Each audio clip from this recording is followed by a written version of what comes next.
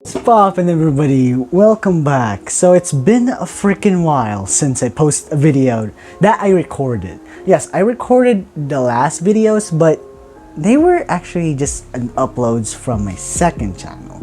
So yeah, I'm sorry. So today we are reacting to India and Pakistan, a continuing story. So I know it's why it's very interesting. I'm like into history now. And now to start a new year. I know it's still not 2022, but I just wanted to record this, and I might actually record another video tomorrow for the new year one. So yeah. So guys, like and subscribe for more videos like this. I'm recording at 8:33 p.m. It's nighttime. This is going to be like maybe like a three-part or two-part series, and I'm going to start my recording. 2,000 years later. Okay, here we go. The recording just started. Let's go. India and Pakistan, a continuing story. Oh yeah, by the way, this video is from Kraut, a history channel. Go check it out in the description down below. Let's go. Cars dominate the world of personal transport. The industry sectors built around them are so large that they are their own category of geopolitical power players. For the first half of the 20th century, the Americans dominated that market. They invented the concept of the assembly line, at which the car could be put together out of small parts stored at factories, making said car cheaper for an even larger market. Then came post-war Japan. In the 1960s, they invented a new manufacturing approach called just-in-time production, or demand-dependent production. Instead of having every part of every vehicle made and stored in the same factory, all parts were made separately in different factories by different competing businesses around the country according to demand. The decentralized yet coordinated system lowered production costs as well as surplus costs. This system was so efficient it made Japan the biggest car manufacturer in the world by 2000. Germany. And was copied by everyone else. The reason it worked so well is because Japan is one of the best internally integrated countries in the world. At the core of a functioning economy lies the supply chain, which is the chain a product or resource goes through to get from supplier to producer to the customer. The aluminium goes from the mine to the plant, to the harbor, to the ship, to the engineer, to the assembly line, to the ship, to the customer. For that process to run smoothly, what you require is a good internal integration. The less barriers, the smoother the supply chain runs, the more efficient the production process. Japan has some of the best infrastructure in the world, some of the best educated supply chain. Yeah, Japan. It's, to be honest with you, they're very industrialized. I wish the Philippines is like that. Chain management in the world, and the foreign policy built on eliminating trade barriers, allowing for supply. Nah. Yes, and 50 other languages? Oh damn. Okay, Japanese. Suppliers, manufacturers and customers to be smoothly integrated into one functioning system. Internal integration is important to business management, which is why many who study economics study to become supply chain managers. And the process of internal integration is also important to the functioning of a state. Nations, however, face a far greater challenge in internal integration than just economic. France is not French. There are dozens of languages spoken in France by various unique cultures all around the country. The language we know as French evolved out of the use of Latin in urban centers of administration under the Romans. This intertwined with Gallic dialects over the centuries, developing a Gallo-Romanic language family. But also saw new Germanic languages arrive through the Frankish conquest. In Brittany, people kept speaking Breton, an old Celtic language that has more in common with Welsh. Gascon, Lotharingian, Catalan, Basque, and Corsican are all languages that were widely spoken in regions of France and still are. For most of its history, this didn't matter, as France's governing power came through "we have a king. The king is absolute and rules all of you because God says so." Then the reason why I know the country, it's not a country, Corsica, because Napoleon was actually born there. If you don't know, Napoleon was actually born there in Corsica. But thank goodness he was born after France conquered Corsica. So yeah. came a change in management.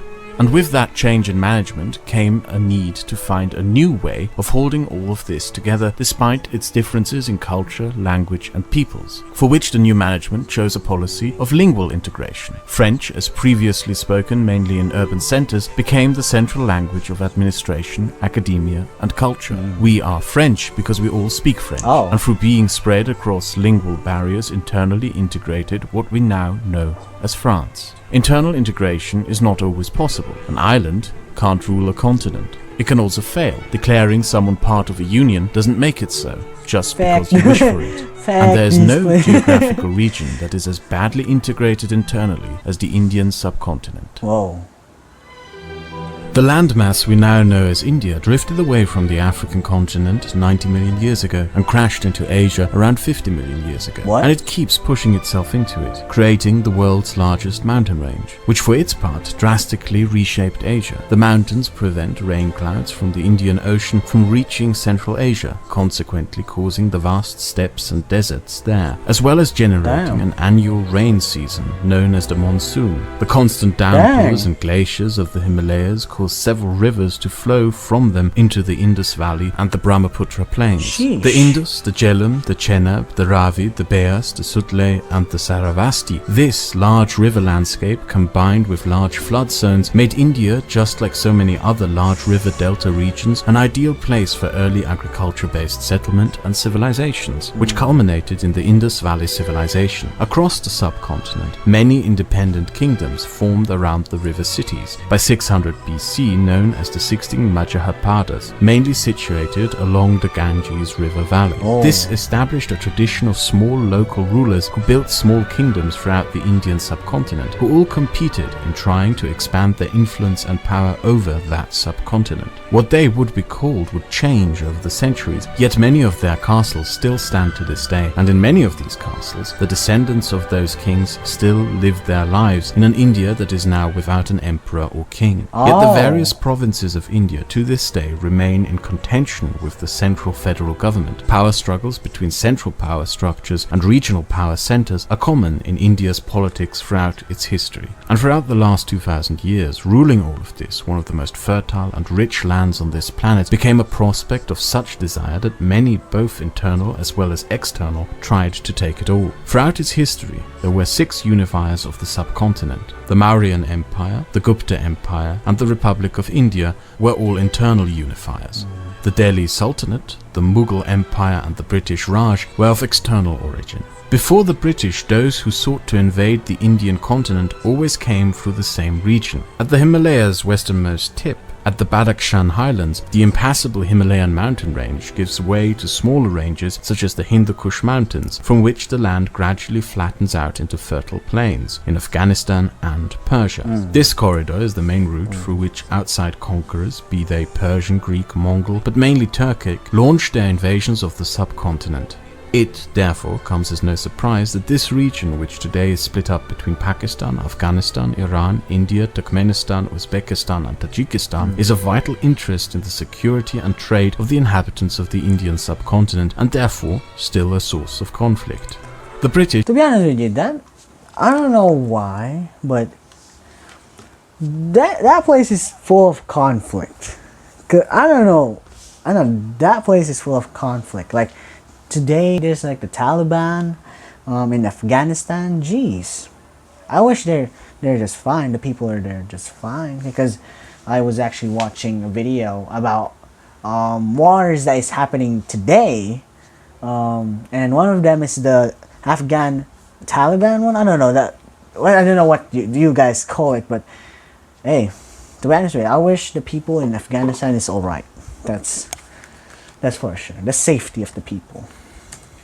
As always, came by sea, initially not as a nation but as a company to establish a trade factoria to build networks for goods. They were however not alone. After the French were kicked out of India, the East India Company took French possessions as well as the lands of Bengal, whose ruler had sided with the French and lost. the British created the Bengal Presidency, and from there started a process of gradually taking control of the entire subcontinent. Dang. They did so by taking advantage of conflicts between the Marathas and the Mughal Empire, Persian conflicts with the Mughals, and established a system of tributaries. This colonial rule of India was, however, very different from all previous and other entities that had united India. It was first and foremost managed by a corporation, namely the East India Company. Where previous conquerors had made the subcontinent their new home, the East India Company was there to profit and take its resources and wealth for a place on the other side of the globe. This corporate, profit-motivated rule was ruthless, cold and brutal, with close to little regard for the needs and well-being of those subjected to it.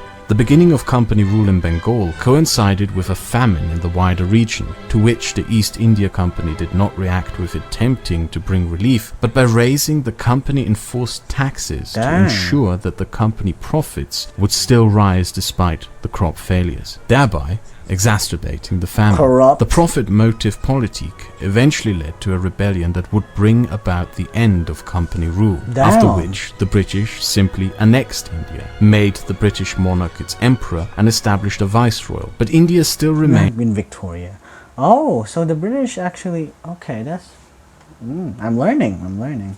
Is that Sri Lanka? This is Sri Lanka, right? I'm sorry, I don't know how to pronounce the country over here. Is this Sri Lanka? Can you guys please correct me if I'm wrong?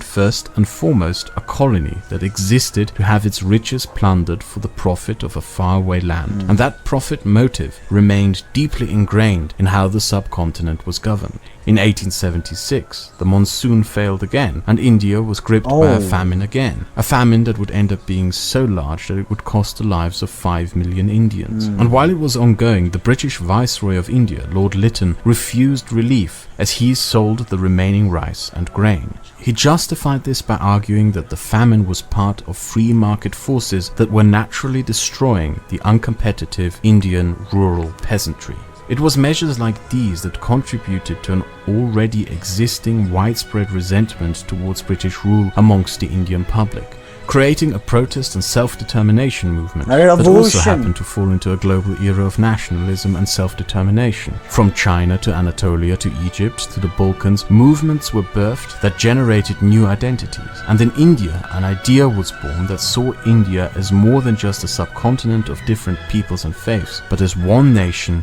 and one society. Okay, let's end it there. So thank you for watching our video. Like and subscribe for more videos like this. I'm gonna end it there. The reason why, I just wanted to make it a little bit short. Okay, I don't want it to make like a 20-minute video, because I actually saw a channel named Vlogging Through History. Okay, you guys should probably check him out. I'm subscribed to him. He is a good history channel. He reacts to videos. He reacts to videos like history, and he explains history for you guys. So yeah, so thank you for watching. Really like and subscribe for videos like this. Part 2, I don't know when, because I'm actually post the New Year video after maybe the first day of 2022. Yeah, and after that, I'm actually post the second part of Defense of the Philippines. I'm gonna post that. Yeah, and next, the second part might actually be after that. So thank you for watching, everybody. Goodbye.